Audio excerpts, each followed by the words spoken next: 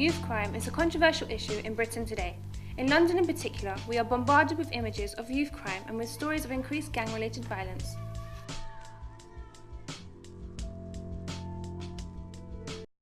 Many people believe that teaching the kids at school from an early age about what impact violence and crime have on your life will scare a lot of them away from committing these offences. When you had a fight, why have you had a fight? Why have you fought? So nobody laughs at you then? Right, that's it, laughing at you, because I think that's really important. You get banged up. Oh, you got banged up. Respect! There's a lot of respect in it. Jealousy. That's interesting, because all the girls said jealousy. That's a really interesting one. Hundreds of pupils from St Augustine School joined authors Anthony McGowan and Edward Eager at Westminster Council's first reading, where some students enacted sections of their teenage novels about knife crime, whilst others reinvented the topic into music and other art forms.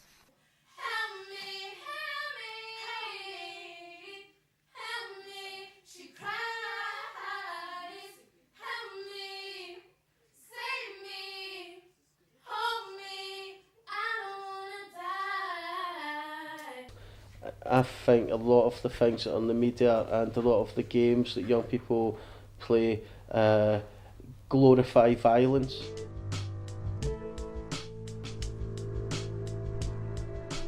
It's now accepted that a lot of violent video games where violence is portrayed in a positive way can lead to more violence in real life.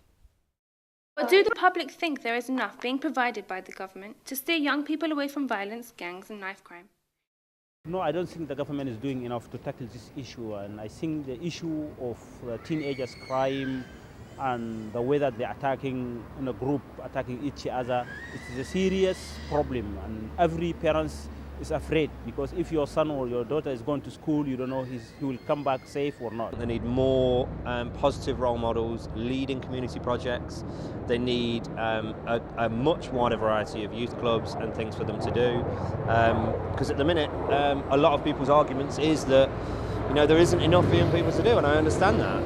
And the government does need to take that on board and provide more, provide a greater breadth, a greater range for young people to do outside of the school hours.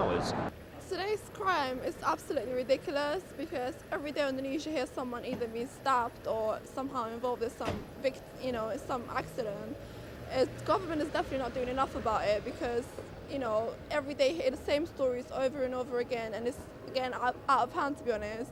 Here at Paddington Police Station, on average 6 out of 10 crimes reported are to do with youth crime of ages 14 to 19. I think probably from about 13 to 14, youth start to sort of develop tendencies to sort of follow other people ahead of them, their brothers and sisters, influences. And you normally get to see sort of crime develop between the ages of, say, 14 to sort of late teens. We asked a psychologist about current research being undertaken regarding young people and crime. A lot of strange behaviour, including crime, begins with an early childhood trauma or bad experience. But more recent research has looked at de-individuation, which is where people lose their personal identity and do whatever the group does, and they feel they're not responsible for their actions. We could apply that theory to a lot of recent gang culture problems. Also, there's been a lot of research on the media influences and we've seen that people who watch a lot of violent media can then be more likely to be violent or aggressive in real life. The view that the reason there are so many repeated offenders is because nothing will happen to them if they get caught. This isn't always true. Statistics show an increase of 3% in the changes of the youth's attitude and behaviour after facing their consequences.